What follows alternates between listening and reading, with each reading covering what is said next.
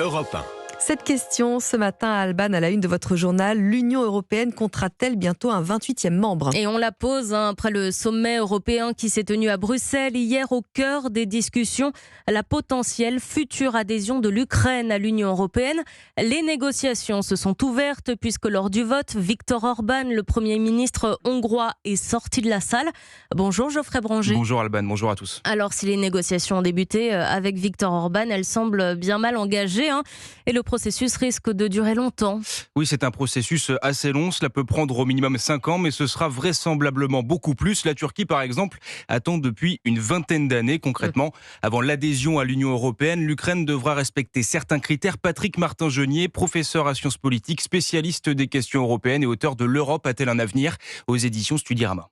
Sur tous les critères, la gouvernance, la démocratie, la capacité d'intégrer le droit européen, l'exigence de lutte contre la corruption. Vous savez que l'Ukraine est quand même un pays assez corrompu malgré tout. La capacité de se projeter dans une économie concurrentielle. Tout cela sont des critères qui ne sont pas remplis. Autre point noir à l'horizon, la Hongrie, membre des 27 et soutien de Vladimir Poutine, pourrait bloquer cette demande d'adhésion comme elle l'a déjà annoncé. Et oui, et Orban l'a dit, selon lui, l'adhésion de l'Ukraine serait une terrible erreur, mais le fait, ne serait-ce que d'ouvrir les négociations, ça signifie beaucoup pour l'Union européenne. Oui, c'est avant tout une manière pour l'UE de réaffirmer son soutien à l'Ukraine dans une période où le pays est en proie à des doutes concernant sa capacité à repousser la Russie encore longtemps.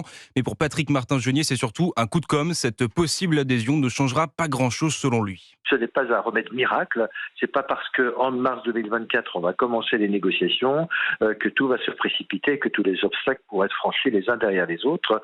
Non, c'est un pays en guerre, c'est un pays qui nécessite effectivement une reconstruction totale des fonds européens, donc ça prendra un certain temps. Par ailleurs, outre l'Ukraine, la Moldavie est également concernée par ces négociations d'adhésion à l'UE, un moyen d'éloigner le pays un peu plus de la Russie qui a beaucoup de poids dans la région. Et notez qu'hier, Viktor Orban a mis son veto sur un nouveau soutien financier à Kiev, une enveloppe de 50 milliards d'euros.